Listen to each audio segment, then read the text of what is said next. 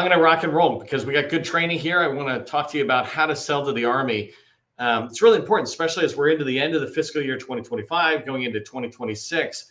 We want to know how to be able to sell into such a huge agency, right? The Army is a department. It's a department within a department, Department of Defense.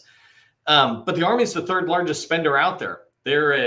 Their budget is second only to Air Force this year for FY 2026. I think Air Force pulled ahead as number one, then Navy, and then Army.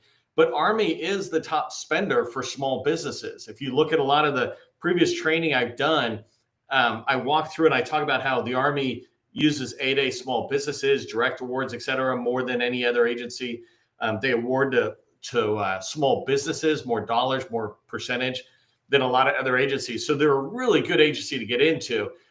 If you're just starting, you want to sit there and build a relationship with teaming partners, and I'll talk more about that. But the Army is an option for everybody. They have highly secret classified stuff, and they have a ton of stuff that is not classified. And so there's room for all of us in there. I write here that the Army's budget, and it kind of is interesting to see where it'll all settle down going into FY 2026. But roughly for FY 2026, they're looking at almost $200 billion in budget. Excuse me. And that's roughly 20% of the entire discretionary spending that the government has. If you're not familiar with discretionary spending, you'll hear things like, hey, the federal government has trillions of dollars, which is totally true. Totally true. But like some of that goes to Social Security or something, where there's nobody who can touch that. It just gets paid out. So that's mandatory spending or money that just is earmarked and you can't touch it as an agency. And then there's discretionary spending, how the Army is going to spend the $200 billion. That's not all contract dollars. So some of that money goes towards the personnel they have, the civilian and military employees and all that kind of stuff. But anyways, still, that's a huge spend. And when you're thinking about trying to grow a company to $10 million, $100 million firm over 10 years, 20 years, as you think about growing your company in there, I always like choosing agencies like the Army that are big enough for me to pursue, and they could give me $50 million and it wouldn't bother them too much. And, a lot of my competitors could be in there getting $50 million. Doesn't mean I'm getting it tomorrow, right? But it means it's big enough. You always want to put your energy into a customer that's able to grow with you. Otherwise, you're going to have tons of different customers. And then the last thing I put here is just the Army buys everything. They really do. So maybe they don't buy battleships, right? The Navy does that. But fundamentally, they buy everything. And when you look in there and you're trying to figure out whether you can sell construction services or landscaping, other facility support type services or professional services and IT services, parts and products, the Army pretty much needs everything you buy. And so the key is to figure out how do you begin to work with the Army so that you understand what they need and their priorities, their challenges, and begin to align them to your products and services. And that's what we're going to be kind of talking about today. If that sounds good, if that's why you're here, put Army Rocks in the comments. Let other people know that you're excited to talk about the Army and get rocking and rolling. Army Rocks in the comments. Okay, so I'm going to break up how the Army does business or how to do business with the Army. And this is in particular for small business government contractors, how to do business in the Army into 4 sections for today's training. First thing is I just want to level set on understanding the Army. I teach a 7-step process for federal revenue success, and you can go learn about that elsewhere. But the first step is research, and research understanding the Army's commands, its organizational structure. When you understand that, you begin to have a big picture that allows you to have a strategic, smaller picture. The second thing I'm going to do is talk about where you can get help.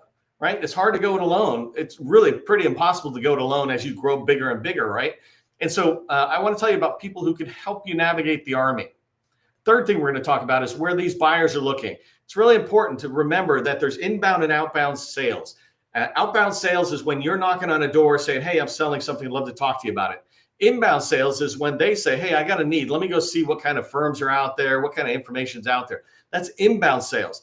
Inbound sales in the federal market accounts for 99.9% of your sales. And for most of us, that gets completely ignored. And so the only growth we have, and this was on me as well, when I had my 2 government contracts, the only growth we have is our outbound activity. And I really want to talk to you about number 3 here, being where the buyers are looking so that you can increase your inbound sales. That means buyers knocking on your door to say, let's talk about your products and services. And then I'm going to wrap up today's training with talking about how to find Army opportunities. I want to give you some suggestions on where you can go and get moving. I appreciate the people from YouTube and Twitter coming in and commenting, and LinkedIn. Just really quick before I move on, LinkedIn had an outage, massive outage today. I'm so thankful that they at least fixed it, so we're up and running. But apparently, I can't engage in chat on the tool I'm doing. So I'll come back and look at the chat later. But do me a favor, keep engaging, because I will come back and look at it. Yesterday, we talked about HHS, and we had almost 300 people engaging in comments, et cetera. And that was really exciting for me to see. As I do this work and I put a lot of energy in, I want to be able to come back and get some of that energy from you, if you will. All right, if you don't know who I am, my name is Neil McDonough. I'm the president of the GovCon Chamber of Commerce. I'm founder of CallPlan AI, and I want to welcome you to my federal sales training, where I provide tips for success in the federal market. After I got out of the Army, I spent 20 years as a small business owner. And since 2018, I've been teaching people like you that government contracting is not a secret. It's just a process. When we follow a process A to Z, we have repeatable, predictable results. And this is what I want for you. If you're not following me already on LinkedIn, make sure you do. Make sure you subscribe to my newsletter, Government Contracting Success Newsletter. It is the largest government contracting newsletter on LinkedIn.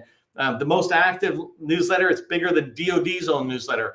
And it's because I constantly put information that you would value to do your job selling to the federal government. And then last thing is tomorrow's training. If you haven't registered already, join over 100 people who are already registered for it. And this is how to sell or how to do business with DOE, how to sell to DOE or how to do business with the Department of Energy. By the way, I mentioned over 100 people. The reason I do that is because this isn't just about training. I do these things also so I can bring you together with other people, and you can grow your network by looking at what people put into the chat saying, hey, I sell this, or we're down here at this location, or we're targeting the Army, for example.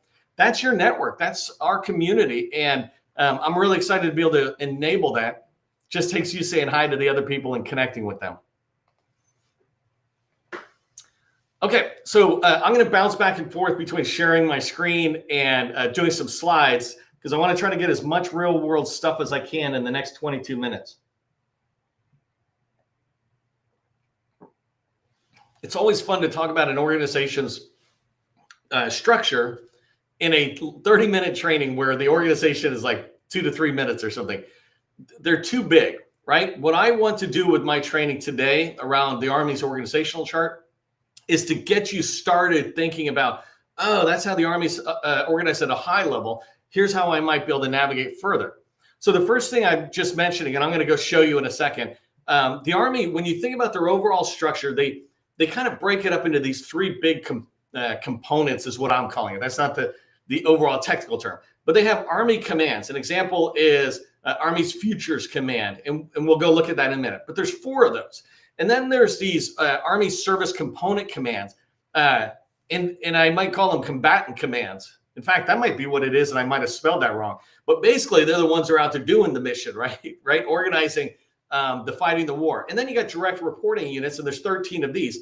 And you can think about like Cyber Command. I almost describe it as the back office, right? You got the Army Service Component Commands or combatant commands are the ones going out fighting the wars, and the direct reporting units are the ones who are enabling all that to happen. This is my simple way of describing the Army that I was in. And so anyways, I want to talk to you about looking at that, because if you can understand an organization like the Army's structure and how their offices are lined up, you can begin to understand where you should spend your time and where you should not. It's really important not to spend your time. And that's, you can think of that like dirt in a gold mine. Wherever you see dirt, it has to be there. You have to run into nodes. You have to run into offices you're not going to knock on. That's dirt. Just move it out of the way so you can get access to the gold. The gold are the yeses from a customer. The gold is getting in and meeting with the offices that you want to. So let me share my screen here really quick and go show you briefly. It's funny. I don't know where I'm at. Hold on. Hopefully I'm in the right place. Close all this stuff. ZipRecruiter. I'm not doing free advertising. Come on, Army. Where are you, Army? Oh my God. Okay, good. I should have had this a little bit more in order. So this is the organization I'm talking about, right? Army Cyber's over here in component commands. But if you look in here, right, you can see the structure and you begin to figure out where are we going. A lot of people in IT are really attracted to Army Futures Command. But I would submit that maybe that's not where you belong if you're fairly new or you're fairly inexperienced, meaning don't have that many large contracts in there. That's a lot more strategic type thinking. But you might be able to support other areas like, the Army Corps of Engineers or CENTCOM, whatever it is that you can fit in. But the only way you can know that is if you start digging down. And so if you come down, this is a great starting point, by the way, army.mil/organization, if somebody wants to throw it in chat for me. But if you come down, you start seeing what these are, right? The Army Future Command will modernize the Army for the future. They're big ticket thinker. Actually, if you look at how big the command is, it's not that big. And then you have Army Materiel Command. I just put out a huge document this morning talking about, it's a resource guide on how to navigate Army Materiel Command. That is one that I think most government contractors and small businesses absolutely want to get into, right? Then you got Force Command and TRADOC. So training and doctrine command, right? If you do anything related to developing the soldiers within the Army, right? That might be a place you lock onto. And then as you start coming down, you can start digging more. I'm not going to spend a lot of time here, but as you come down, you start looking at these. Take the time, take a couple of weeks. If you're trying to make millions off the Army, take a couple of weeks and really understand the org chart. The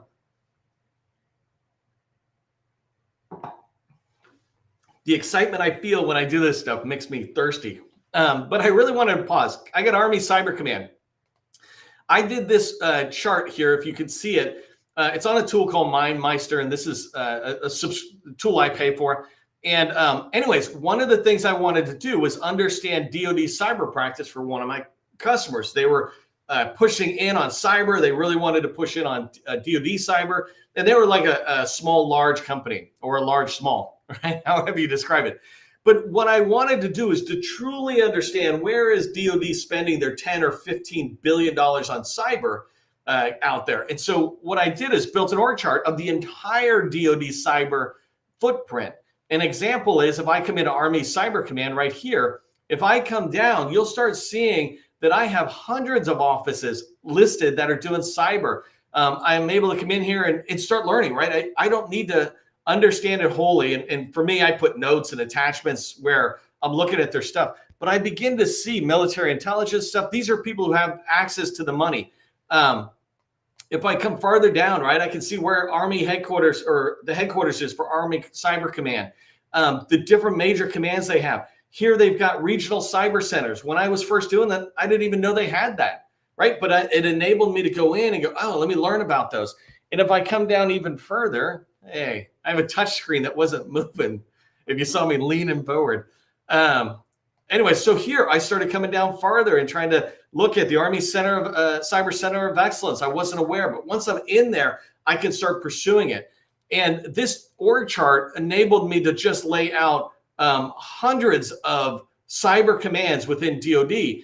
That enabled us to create a strategy around pursuing business with DoD around cyber. So anyways, all that was related to the org chart. Take the time to understand it. In the Army, start with army.mil and then /organization, if somebody was nice enough to put that in. And I'll come back and try to do a post on all these links I'm sharing so you have access to them. Okay, so that's the organizational side. Well, let's talk about people. How do you get into the Army, especially how do you get in the Army if you haven't been there? But I have people who are doing 10 plus million who are in the Army who struggle to get further in the Army. It's because they're in this command and not that command, and how do you move forward? And so I want to give you some tips on who the roles of people you can talk to. My favorite, all-time favorite one to get into any command or any agency are small business prime contractors. And again, the training I do is valuable to billion-dollar firms. 100% it is, because it's process. But I'm only here to really help you, the small business salesperson within the federal market, right? And so small business prime contractors are the very best people for us to reach out to. We can reach out to them by going to FPDS, find the small businesses that have won contracts with the Army, selling things that are similar to what we sell, and then we find their contact information, reach out, and ask for an introduction meeting. If you reach out to 20 people, I guarantee you 2, 3, 4 of them are going to say yes. Doesn't mean they're going to work with you, right? It means they'll say yes to have a conversation. And if you go in and you're prepared to have a really good meeting, you can turn that into a relationship that turns into opportunities that turn into revenue. That's how sales works, right? It doesn't go straight to the sale. There's an activity and a process. And starting with these relationships is vital, having a good meeting in there. Second group of people you can talk to are the small business professionals within the Army. There's many of them. And I'm refreshing my directory of small business professionals within the federal government. It's about 1,200 plus people who are all federal employees in the role of small business professional specialists. But you can reach out to them. They'll talk to you and they'll help you navigate. Third one is the small business liaison officers from large primes. So if your company is doing decent work, I told you about that firm doing 10 million, for example. If they're in there, they should be building a relationship with any large that's also in the Army that's around what they sell. They should have a solid relationship with number 3, the small business liaison officer, or SBLOs. And so the way you find out who's in the Army is go to fpds.gov, find the winning large primes, then reach out on their website, try to find the small business liaison officer, contact them, ask for a first meeting. This is all classic relationships, right? Ask for the meeting, have a really well-prepared meeting so that you can have success, and you start moving forward. Number 4 is one that sometimes people just aren't even aware of. The SBA has this role that people fill, and there's about, I can't remember, but I think there's like 90 of them. It's just PCRs, right? Or excuse me, there's probably like 40 of them. And they're procurement center representatives. These people basically have oversight over the contracting activity of different agencies that they're responsible for. And basically they sign off saying it's okay to push something full and open instead of going small, right? That's a very simplification of what they do in that activity. But my point is, go figure out who they are. Just go to sba.gov, search for PCR, find out which ones are responsible for the Army, your particular command, if you're that tight, and reach out, introduce yourself. Say, hey, I'm trying to get further into the Army. Can you introduce me to a contracting officer, small business professional? Maybe you're struggling that way. They're a person who can help you.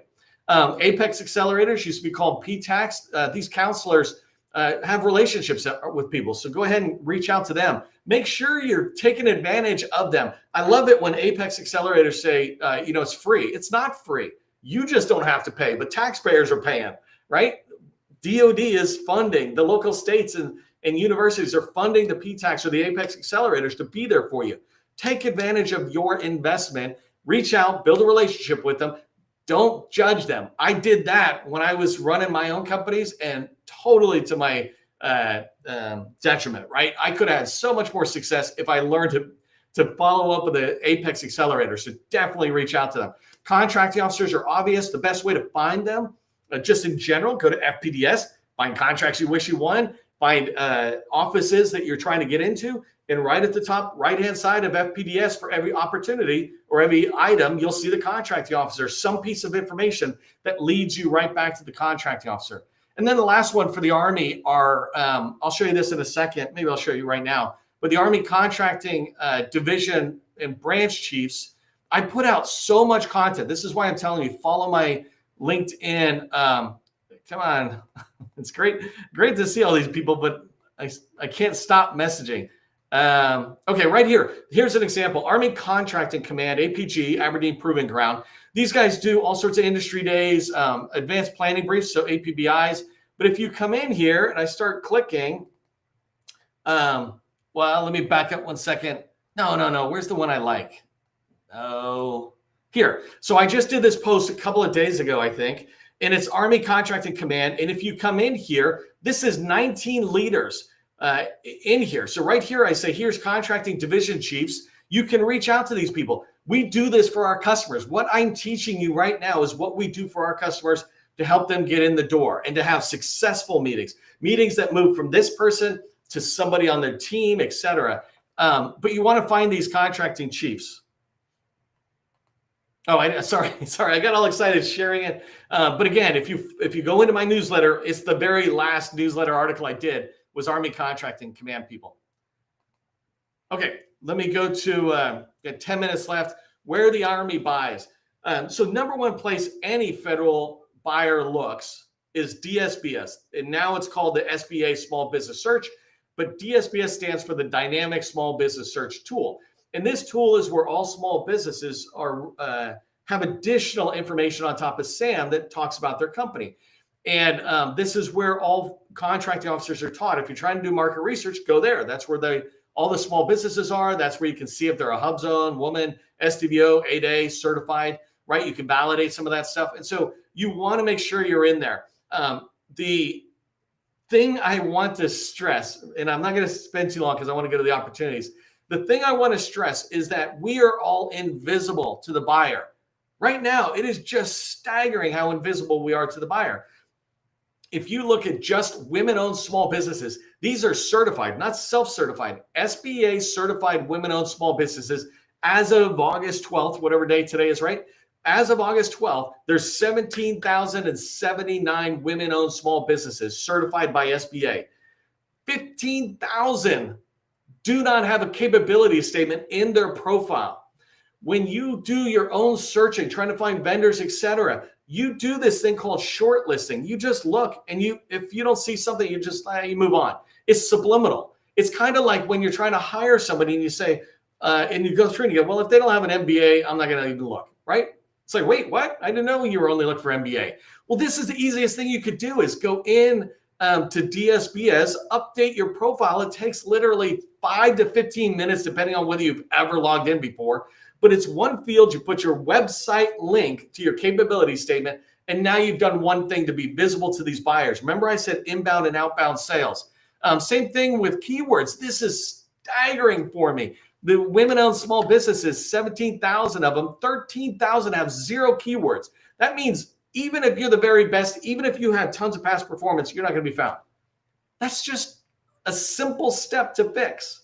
All you have to do is go in and into DSBS again, or the SBA Small Business Search, put in the keywords that define your company: cybersecurity, facility support, lawn care, whatever it is, put those keywords in.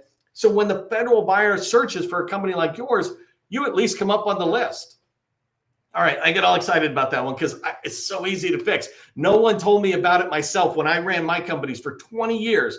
It wasn't until I sold my last company and then I started teaching. I was like, oh my God, you never told me like this kind of stuff. So that's why I teach all the time, by the way.